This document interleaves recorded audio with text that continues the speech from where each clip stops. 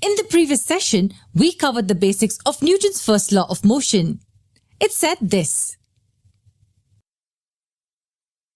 continues to stay at rest or continues to stay in motion at constant velocity unless acted upon by an unbalanced force. Can you think of real-life examples in which this law is demonstrated? The continues to stay at rest part is pretty easy to think of. Let's say you have a bottle of water kept on a table. There is the force of gravity pulling it down, and there is a normal force pushing it up. As these forces balance each other out, the net force is zero.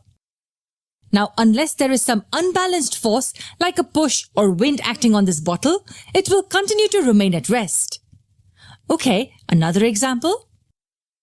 Let's say you're in the passenger seat of a stationary car holding a cup of coffee filled pretty much to the rim.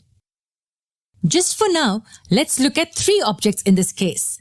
First is you, second is the cup of coffee, and third is the coffee inside the cup. With respect to these three parameters, what do you think will happen when the driver accelerates the car from rest? You will be pushed slightly behind because your body wants to continue being at rest.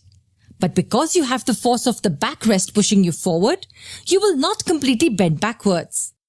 The cup also wants to stay at rest, but as you're holding it, it isn't thrown behind. Now what about the coffee? You will notice that it will spill on your lap.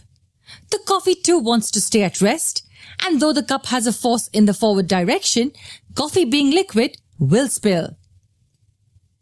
Now what about the second part of the definition? Continues to stay in motion. Can you think of an example? Let's continue with the same situation.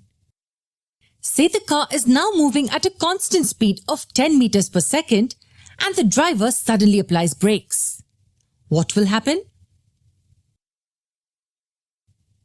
The force of the road on the locked wheels provides the unbalanced force to change the car's state of motion and brings it to a halt. What about you? What will happen to your state of motion? It depends. Depends on whether you're wearing a seatbelt or not. If not, there is no unbalanced force to change your state of motion and you'll be thrown forward along with the cup and the coffee. All objects will continue to be in a state of motion unless acted upon by an external force. If you're wearing a seatbelt like a good citizen, you will not be thrown forward because the force of the seatbelt is pulling you back and brings you to a state of rest.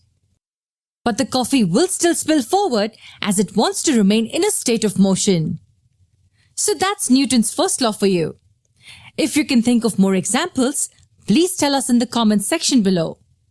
In the next section, we will understand what inertia and mass mean.